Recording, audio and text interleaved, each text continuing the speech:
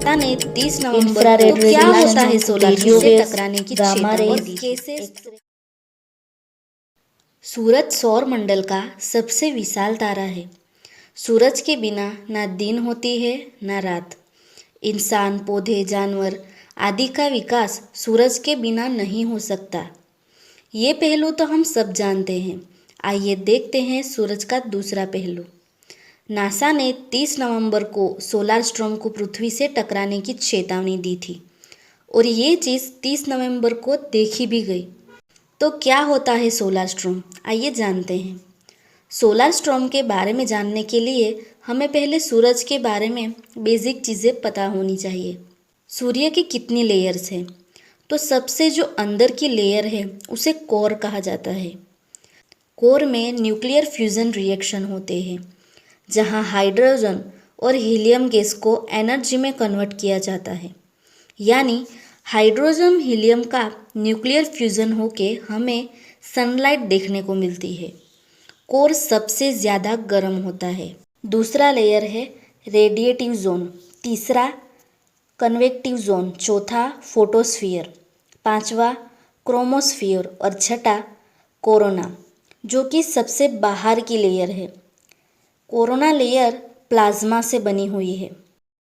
जब उबलते पानी को हम देखते हैं तो पानी में हमें बुलबुले देखने को मिलते हैं और पानी के ऊपर हमें भाप देखने को मिलती है। तो सोचिए, सूरज तो खुद एक धधकता गोला है, तो सूर्य में से भी कई चीज़ें निकलती होगी, जैसे लाइट, गर्मी, ultraviolet radiation, infrared radiation, radio waves, gamma rays, x rays, solar wind और सोलार फ्लेयर। ऐसे कई चीज़ें सूरज में से निकलती हैं। ये थी कुछ ज़रूरी चीज़ें जो हमें सोलार स्टॉर्म को समझने के लिए ज़रूरी थी।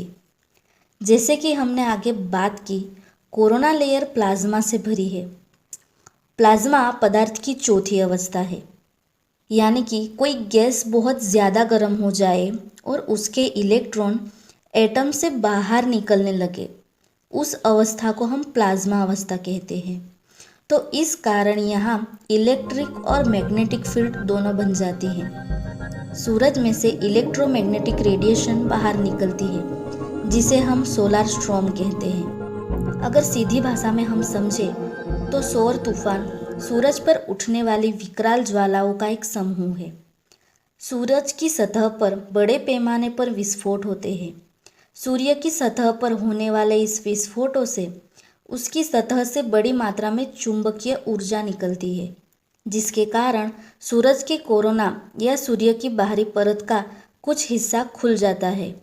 उससे ऊर्जा बाहर की ओर निकलती है, जो आग की लपटों की तरह दिखाई देती है, जो पूरे ब्रह्मांड को असर करती है, जिसे हम सोलार स्टॉर्म कहते हैं।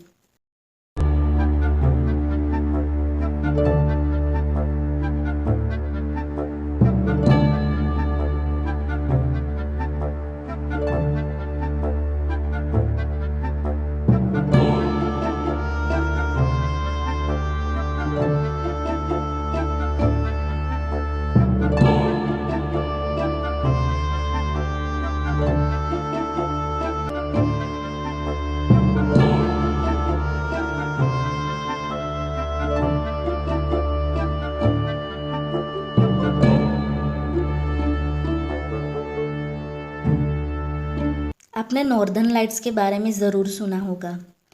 ये खूबसूरत लाइट सोलार स्टॉर्म की वजह से देखने को मिलती है, यानी कि नॉर्दर्न लाइट्स के चमकने का कारण ये सोलार स्टॉर्म है।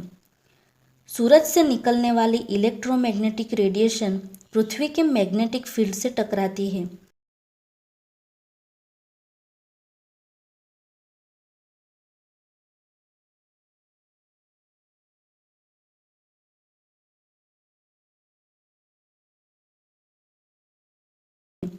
और हमें रंगीन लाइट देखने को मिलती है।